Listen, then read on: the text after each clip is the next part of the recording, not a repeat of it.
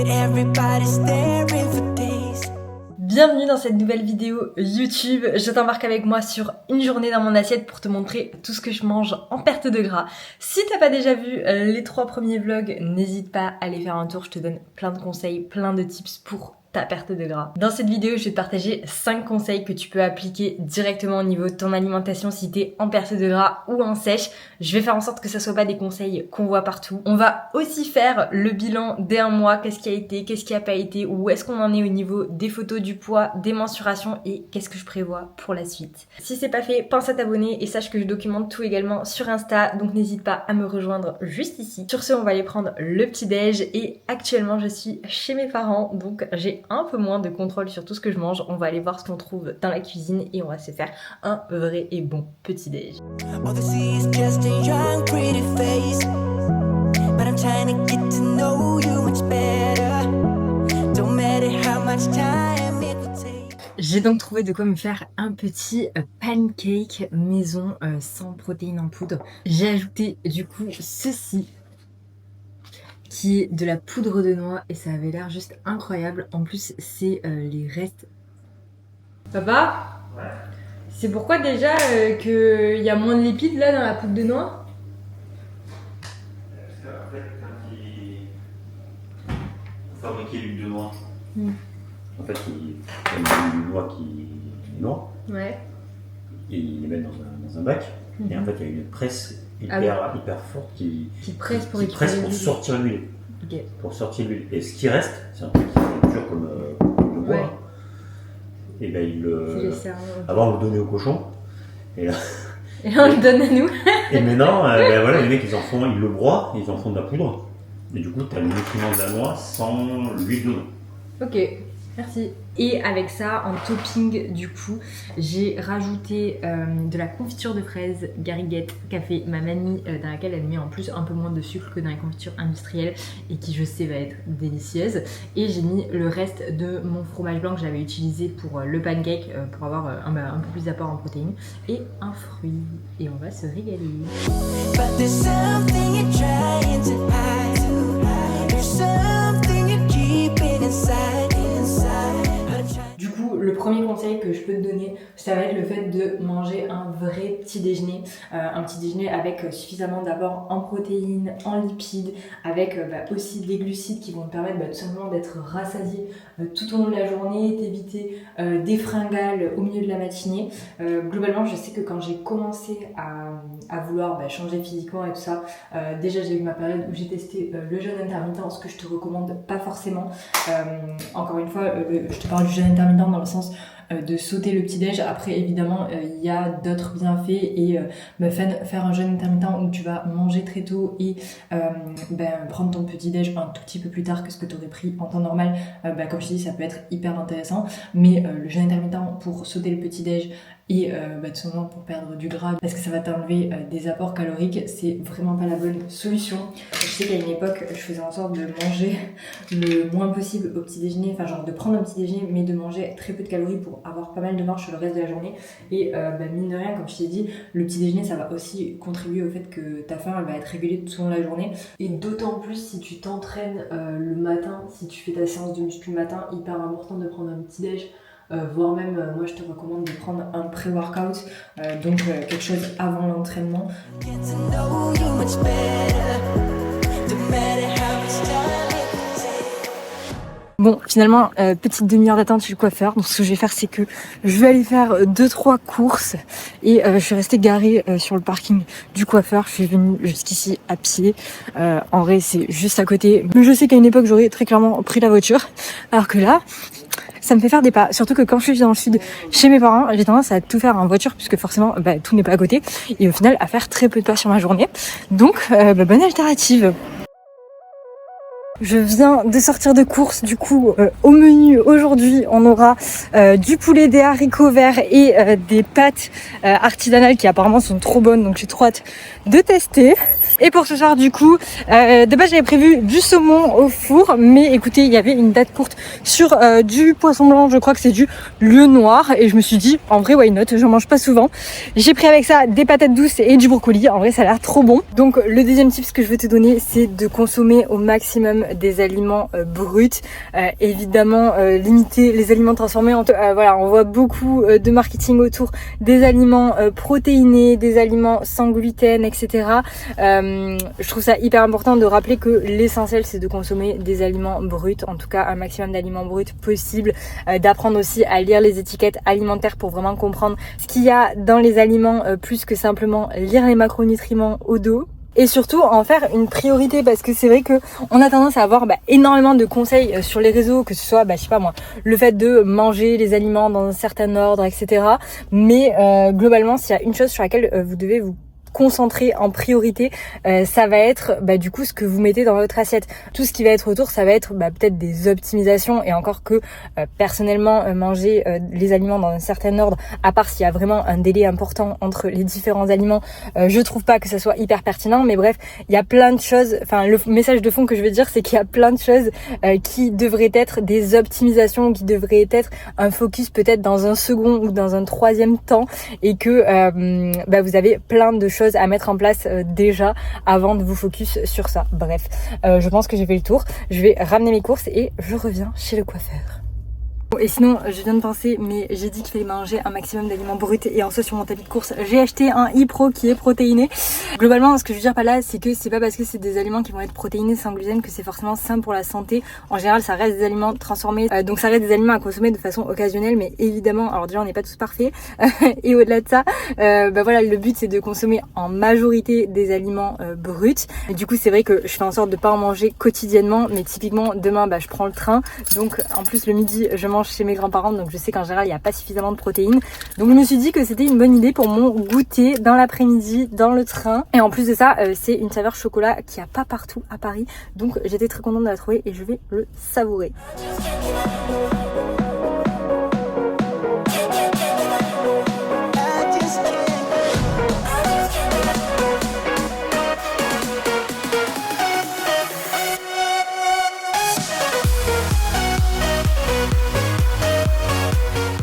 Le troisième conseil que je vais te donner, du coup, ça va être tout simplement de prioriser le volume alimentaire. C'est pas parce que t'es en déficit calorique que tu dois manger moins. Tu dois juste réfléchir à comment organiser ton assiette pour avoir l'impression de manger limite plus. Et ça rejoint un petit peu le point 2, c'est-à-dire que en consommant majoritairement des aliments bruts, t'auras plus de volume dans l'assiette. Typiquement, pour un même apport calorique entre des gnocchis ou des pommes de terre, t'auras beaucoup plus de volume alimentaire avec la pomme de terre. Donc t'auras l'impression que dans l'assiette elle est plus remplie, t'auras l'impression de manger plus. Du coup, que ce soit visuellement ou à la digestion, t'auras tout simplement une assiette plus remplie, l'impression de manger plus, d'être du coup plus rassasié aussi, tout simplement parce que ton corps a plus de quantité d'aliments à digérer. Et ça c'est vraiment ultra important, parce que je vois beaucoup de filles qui créent un léger déficit calorique, et c'est exactement ce qu'il faut faire, mais qui du coup ont clairement l'impression de se restreindre puisqu'elles vont manger des toutes petites quantités, alors que on peut tout à fait se faire des assiettes très volumineuses. En plus là c'est l'été. Enfin c'est l'été, j'exagère, mais l'été se rapproche, il fait de plus en plus beau, donc vraiment n'hésitez pas à vous faire des grosses salades qui sont hyper volumineuses, ça vous permettra de respecter plus facilement votre déficit calorique tout en étant rassasié, en n'ayant pas faim. Bref, du coup pour moi à midi c'était des pâtes, du poulet et des haricots verts. C'est pas sexy mais c'est la majorité de mes repas, avec tu l'as vu, un vrai volume au niveau des haricots verts. Je vais aussi manger une pomme, un carré de chocolat et mon café.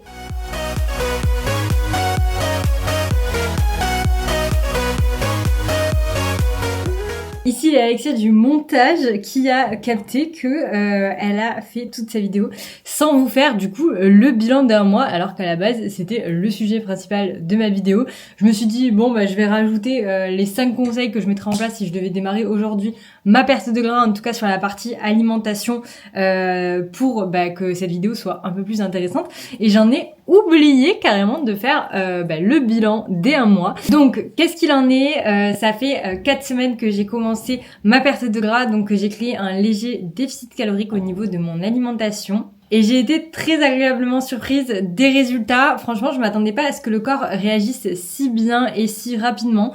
Donc franchement, très très positif, je suis très contente et malgré une semaine de vacances en Crète, donc ultra positif, je suis du coup, je vais me décaler un petit peu comme ça, je vais pouvoir te mettre les avant-après, mais je suis à moins 1,4 kg sur la balance, moins 2 cm de tour de taille, moins 3 cm de tour de hanche et franchement visuellement je suis très contente. Malgré tout, même si sur ce premier mois j'ai eu une perte de gras plutôt linéaire, c'est-à-dire avec chaque bilan plutôt à la baisse, que ce soit au niveau du poids ou des mensurations. Je tiens à le préciser, mais une perte de gras n'est pas toujours linéaire et j'en fais les frais cette semaine, donc voilà, je te spoil un petit peu le vlog de la semaine prochaine, mais voilà, un poids qui remonte un peu sur la balance, un effet un peu plus gonflé, ballonné, alors que pour autant j'ai rien changé et je ne suis pas encore en SPM. Bref, ça j'en parlerai du coup dans le prochain vlog, je t'expliquerai du coup comment je gère cette période, quelles modifications je fais ou ne fais pas. Du coup, pour ce qui est du bilan de ces 1 mois, qu'est-ce que j'ai mis en place? En soi, au niveau de l'alimentation, comme je te l'ai dit, j'ai créé un léger déficit calorique. Donc, je me suis placée aux alentours des 2000 calories. En parallèle de ça, au niveau du sport, du coup, je suis à 4 séances de musculation par semaine, de haut du corps, de bas du corps et 2 séances de course à pied. Au niveau des pas, je m'oblige à faire 6000 pas minimum sur mes jours de repos ou sur mes jours de musculation. L'hydratation, c'est 2 litres par jour minimum, ça change pas. Le sommeil, environ 8 heures par jour, ça change pas. Et voilà ce qu'il en est. J'ai envie d'accélérer un petit peu sur le prochain mois. Donc je te partage tous les changements que je vais mettre en place dans le prochain vlog. Mais en soi, comme je te l'ai dit, du coup, je suis très contente des résultats que j'ai pu avoir. En plus de ça, franchement, ça a pas été difficile à mettre en place. C'est-à-dire que 2000 calories, je pense que c'est forcément influencé parce que j'ai connu par le passé avec des niveaux de sèche où on est descendu très très bas en termes de calories. Donc franchement, être en déficit à 2000 calories, je trouve ça très très confortable. En tout cas, j'ai pas du tout ressenti la faim. Ça m'a permis de me faire plein de recettes hyper gourmandes. D'ailleurs, si t'es pas abonné, n'hésite pas à me rejoindre sur Insta. Mais globalement, pas du tout de frustration ni rien. Je pense que justement là, en voulant aller un peu plus loin et en augmentant un petit peu mon déficit, je vais peut-être ressentir un peu plus la faim. Mais bon, ça, on verra dans les prochaines semaines.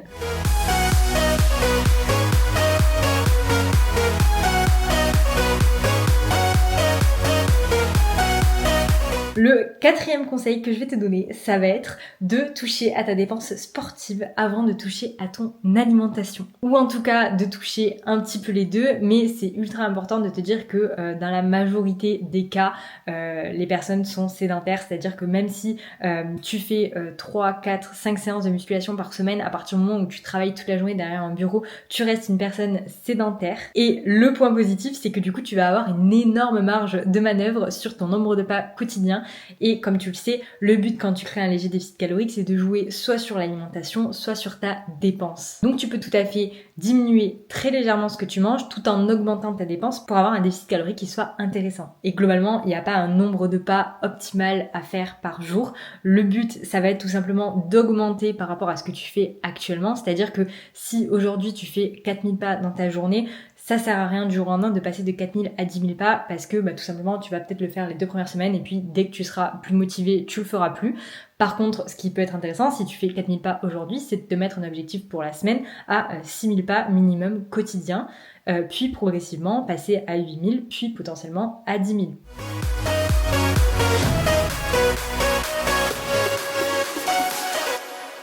Parce qu'il y a plein de jus à l'intérieur. Comment ça, il y a plein de jus? Ah, Comment ça, il y a plein de jus? Ça rend de l'eau. Le poisson, Oui. il rend de l'eau. C'est pas de l'huile. Ah non, j'ai pas mis d'huile. Il n'est pas d'huile. I've been caught up since the day that we met, and you haven't seen the best of me yet.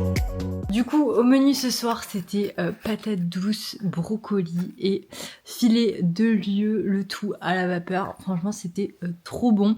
J'avais profité pour manger aussi un peu de pain parce qu'au final, j'avais pas mal de marge. J'ai pas montré mon goûter. En gros, j'ai pris une pomme pote à 4 heures avant d'aller courir parce que ma meilleure pote m'a rejoint en milieu d'après-midi et qu'en soit, j'avais mangé assez tard le midi. Et j'ai pris un shaker de protéines en rentrant. Donc, j'ai pas pris un gros goûter. Donc, en fait, j'avais pas mal de marge le soir et mine de rien mon père avait ramené des fromages de la ferme, des vrais bons fromages, donc j'ai mangé quelques bouts de fromage avec du pain. Voilà, ça s'intègre tout à fait dans ma journée. Avec ça j'ai mangé une poire et un peu de 2 carrés de chocolat en dessert. J'arrive donc au global de ma journée et si je dois te donner un dernier conseil, c'est de mettre en place des routines, c'est-à-dire là j'y pense parce que c'est le soir et que c'est l'heure d'aller dormir, mais globalement l'être humain aime beaucoup les routines, c'est-à-dire manger plus ou moins à la même heure, aller se coucher plus ou moins à la même heure, et en fait ça va vraiment te permettre de plus facilement tenir sur la durée parce que du coup ton corps s'habitue et ton cerveau s'habitue à manger plus ou moins à la même heure, à du coup avoir faim entre guillemets plus ou moins à la même heure, comme quand tu vas te coucher plus ou moins à la même heure, au final tu trouves l'endormissement plus facilement aussi. Donc voilà, n'hésite pas à mettre en place des routines au niveau de tes horaires dans ton quotidien plutôt que toujours manger à des heures différentes. Après je te dis ça, mais je tiens quand même à préciser que en soi l'heure à laquelle tu manges n'aura pas une importance significative, n'aura pas même pas d'importance sur tes résultats. Ce qui compte réellement, ça va être le fait d'atteindre de respecter ton plan nutritionnel tous les jours, mais en soi que tu manges 4 repas ou que tu en manges 2 ou que tu manges à 18h ou à 20h, ça aura pas d'impact significatif sur ton objectif. C'est juste que ça sera du coup plus facile à tenir dans le temps. Bref, je pense que j'ai fait le tour. J'espère que tous ces petits conseils t'auront aidé et que tu pourras les mettre en place dès demain. Dans le prochain vlog, je te parle un petit peu de tout ce qui est perte de gras, linéaire ou non, stagnation, etc. Étant donné que ça fait quelques jours que je stagne alors que je n'ai rien changé à mes habitudes. Donc on va parler un petit peu de tout ça. Donc si c'est pas fait, pense à t'abonner. Si cette vidéo elle t'a plu, n'hésite pas à la liker. N'hésite pas aussi à aller regarder les 4 premiers vlogs. On est déjà à 4 vlogs, trop stylé. Et évidemment à t'abonner à t'abonner sur Insta si ce n'est pas fait. Voilà, il est clairement l'heure d'aller dormir. Donc sur ce, je te fais des bisous ma girl.